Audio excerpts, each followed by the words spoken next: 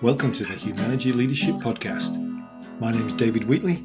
We're here to talk leadership in small, bite-sized and practical chunks.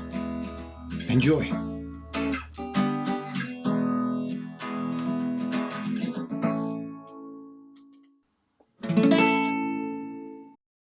Well, hi. This week's episode is looking at how we can view things very differently.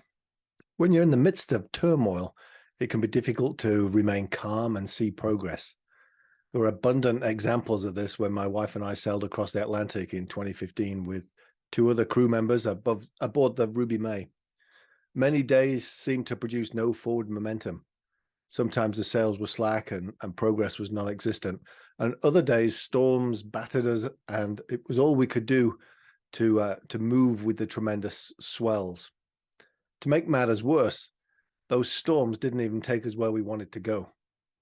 So how do you keep perspective when your present circumstances seem grim and hope is in short supply, or just simply you're challenged?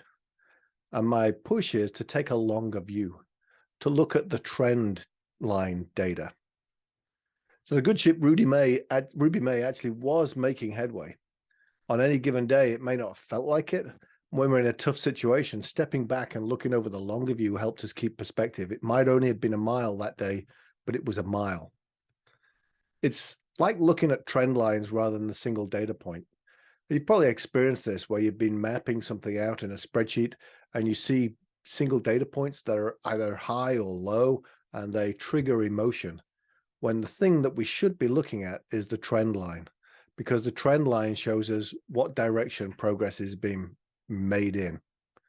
Those single data points can distract us, can make it emotional, but the trend line keeps us focused on where we are headed and the trajectory of our way.